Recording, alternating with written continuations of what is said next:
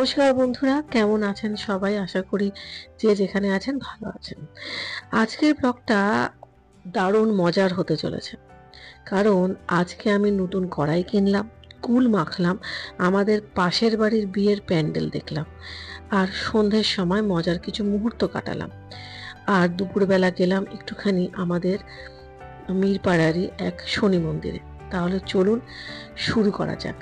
আর আরো একটা চমকও রয়েছে আপনাদের জন্য, সেটা না হয় পরেই বলছি। এখন যে ভিডিও ক্লিপিংটা আপনারা দেখছেন সেটা হচ্ছে একটা বিয়ে বাড়ির গেট। বিয়ে বাড়িটা বেশ ভেতরে, তবে এরা হচ্ছে নন বেঙ্গলি এবং বিয়েটা এখানে হচ্ছে না, অর্থাৎ মেয়ে একেবারে বিহারের।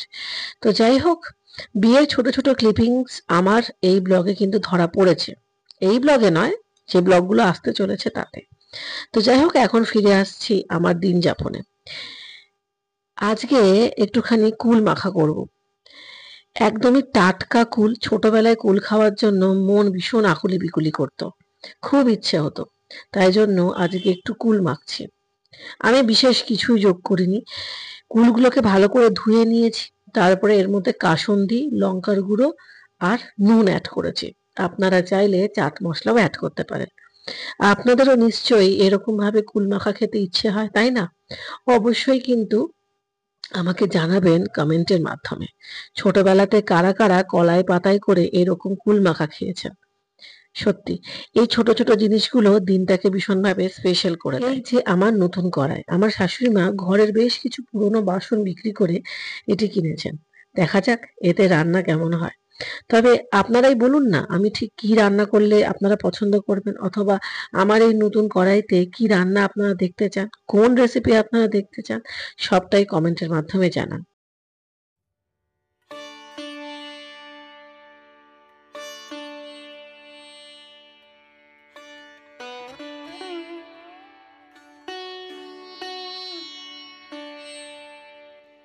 আমাদের কর্মব্যস্ততার জীবনে মাঝে মধ্যে এমন কিছু শান্তির মুহূর্ত আমাদের প্রয়োজন, যা আমাদের জীবনকে এগিয়ে নিয়ে যেতে অনেক বেশি সাহায্য করে। শুধু জীবনকেই নয়, আমাদের মনকেও অনেক বেশি শিক্ষিত করে তোলে। অনেক সময় আমরা হতবিমুখ হয়ে যাই বা কিং কর্তব্য বিমূঢ় হয়ে যাই। মাঝে মধ্যে বুঝতেও পারি না কি করা উচিত, কি করা উচিত না। ঠিক এরকম একটা মুহূর্ততেই মন্দিরে এসে আমার মন প্রশান্তিতে ভরে উঠেছে। আমি ঠিক করেছি প্রত্যেক শনিবার করেই মন্দিরে আসবো এবং প্রদীপ জ্বালাবো। এখানে যে মাটির প্রদীপটা দেখছেন, এটা শনিদেবের জন্য জ্বালিয়েছি, এবং মোমবাতির প্রদীপটা আমার হনুমান দাদার জন্য। আসলে প্রদীপের আলোতে আমাদের জীবনের সমস্ত অন্ধকার দূর হয়ে যায়। মন থেকে ডাকলে ঈশ্বরকে পাওয়া যায়। ঈশ্বরকে পেতে গেলে সেই পথে হাঁটতে হয়, কিন্তু আমরা তো সেটা কজনই বা করি বলুন। যাই হোক বন্ধুরা, আপনারা একটু বলুন তো, আপনারাও কি আমার মতন মন্দিরে এসে এরকম শান্তি অনুভব করেছেন? যদি করে থাকেন অবশ্যই সেটা আমাকে জানান।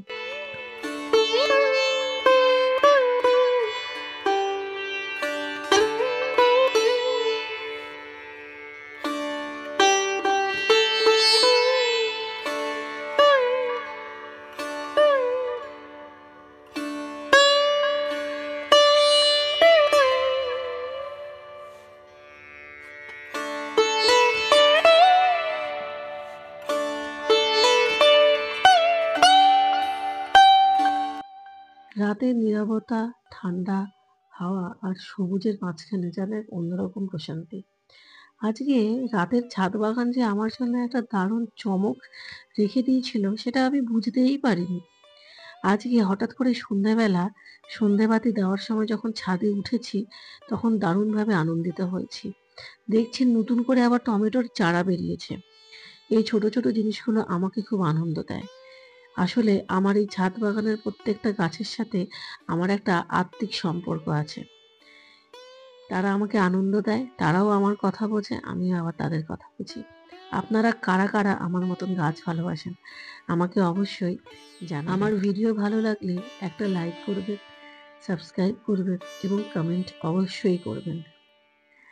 যাই হোক, আজকের ব্লগটা তাহলে এখানেই শেষ করছি। সবাই ভালো থাকবেন, সবাই সুস্থ থাকবেন।